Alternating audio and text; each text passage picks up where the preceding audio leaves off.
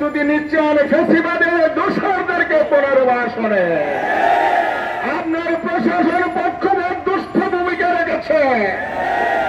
আপনার ফ্যাসিবাদের দোষর অফিসাররা অতি উৎসাহিত করে নরসরকার নেতাদের উপর হামলা চালিয়ে শুধু নিরপেক্ষতা হারায়নি, সরকারকে বিতর্কিত করেছে, জাতির সামনে প্রশ্নবিদ্ধ করে তুলেছে।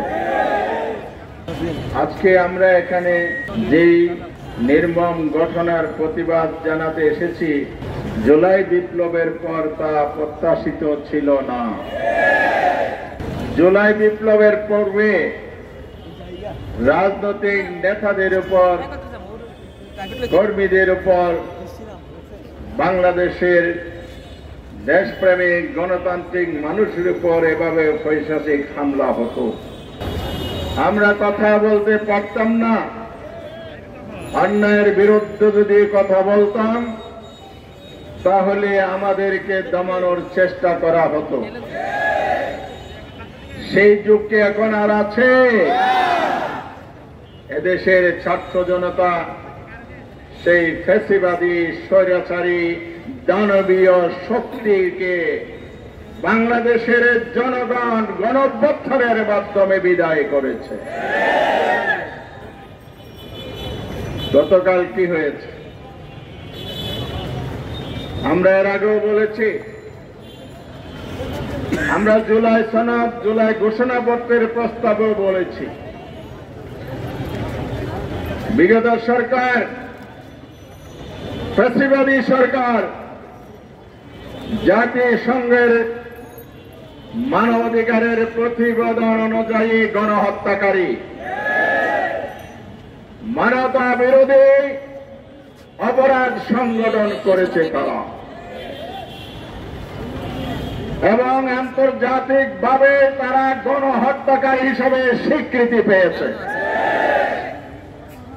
এই জন্য বাংলাদেশের জনগণ হত্যাকারীদের বিচার দাবি করেছে। যেখানে গণহত্যাকারী এদেশের ক্ষমতায় দীর্ঘদিন দুঃশাসন চাপিয়ে দিয়েছিল জনগণের উপর, আন্দোলন সংগ্রামের মাধ্যমে তাদেরকে বিতাড়িত করে বিচারের কাজ করে দাঁড় করিয়েছে। আর তাদের দূষণ কিভাবে রাস্তা বন্ধ করে যাতে আর জানতে চায় সরকারের কাছে। হত্যাকারী আর হত্যার সহযোগী একে অপরাধে অপরাধী। এই জন্য আমরা আজকে স্পষ্ট বলতে চাই, গতকাল গণ অধিকার পরিষদের নেতৃবৃন্দের উপর যে হামলা চালানো হয়েছে এর একটি সুপরিকল্পিত ঘটনা। এই পরিকল্পনার মতলব এবং উদ্দেশ্য হচ্ছে ফ্যাসিবাদকে বাংলাদেশে পুনর্বাসিত করার ষড়যন্ত্র। ফ্যাসিবাদকে মানুষ তাড়িয়েছে অনেক রক্তের বিনিময়ে, জীবন দেওয়ার বিনিময়ে। শহীদদের রক্তাক্ত পিচ্ছিল কালোবাদ এখন রঞ্জিত, শহীদ পরিবারের কান্না কেন থামে নয়। আহতরা পঙ্গুত্ব বরণ করে বিনা চিকিৎসায় কাতরাচ্ছে হাসপাতালে। আর যে স্বৈরাচার তাড়াতে গিয়ে আমাদের ভাই বোনেরা জীবন দিয়েছে, সেই স্বৈরাচার বাংলাদেশে আবার পুনর্বাসিত করবে। বাংলাদেশের জনগণ আঙ্গুল ছুটে তাকিয়ে দেখবে না। স্বৈরাচারের দূষররা একে অপরাধে অপরাধী গণহত্যার বিচারে শেখ হাসিনা সহ আওয়ামী লীগ এবং তার আজ্ঞাবাহী প্রশাসনিক কর্মকর্তারা জেলখানায় আর আদালতের কাজ গড়ায়। আর আমরা দেখতে পাই তাদের সহযোগীরা নির্বাচন কমিশনের সাথে খোসালাপ করে, নিন্দা জানায়, ধিক্কার জানায়। তারা আবার দলীয় কার্যালয়ে বসে বিভ্রান্তিমূলক সাংবাদিক সম্মেলন করে। এই ক্ষোভ জনগণের মনে হৃদয়ে আজ বানা বেড়ে উঠেছে। সরকারকে আমরা বলতে চাই, সরকার বাহাদুরের যারা কান্ডারি, শহীদের রক্তের উপর শপথ নিয়েছেন অন্তর্বর্তীকালীন সরকার, একথা ভুলে গেলে চলবে না।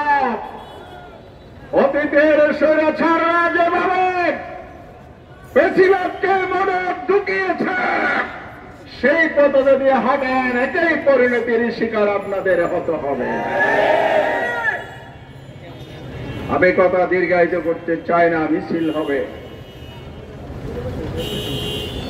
গতকালের ঘটনার ফুটেজ দেখেন।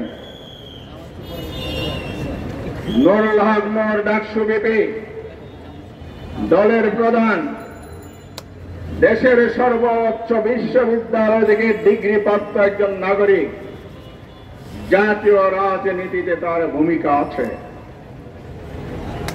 কেন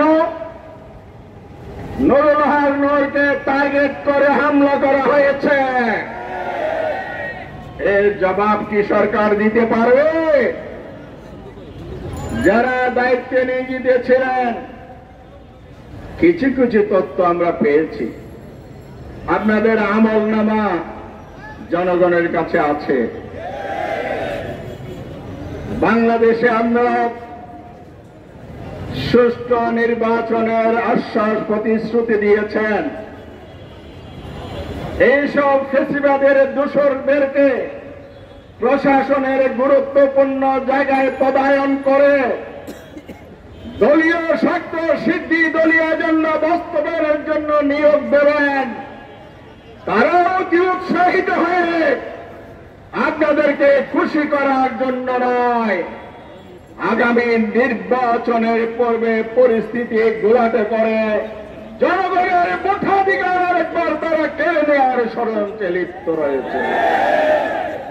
এই ধরনের স্বৈরাচারের দোসর দেখে প্রশাসনে রেখে সুষ্ঠু নির্বাচনকে আশা করা যায়?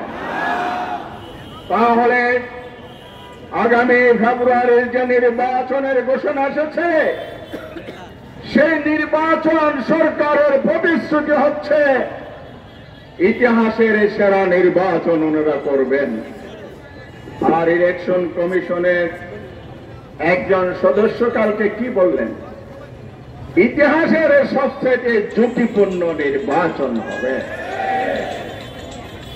মাননীয় স্বরাষ্ট্র উপদেষ্টা, আইন শৃঙ্খলা নিয়ন্ত্রণের দায়িত্ব এই মন্ত্রণালয়ের। আপনার এটা শপথবদ্ধ একজন উপদেষ্টা হিসাবে নৈতিক এবং সাংবিধানিক দায়িত্ব দেশের আইন শৃঙ্খলা পরিস্থিতি শান্তিপূর্ণ রাখা। তিনি বলেন, নির্বাচনের জন্য আমরা প্রস্তুত, আইন শৃঙ্খলা বাহিনী প্রস্তুত। আপনাদের প্রস্তুতি গতকাল আমরা দেখে ফেলেছি। আপনারা প্রস্তুতি নিচ্ছেন ফেসিবাদের দোসরদেরকে পুনর্বাসনে। আপনার প্রশাসন পক্ষপাত দুষ্ট ভূমিকা রেখেছে। আপনার ফেসিবাদের দোসর অফিসাররা অতি উৎসাহিত করে নৌসেনার নেতাদের উপর হামলা চালিয়ে শুধু নিরপেক্ষতা হারায়নি, সরকারকে বিতর্কিত করেছে, জাতির সামনে প্রশ্নবিদ্ধ করে তুলেছে।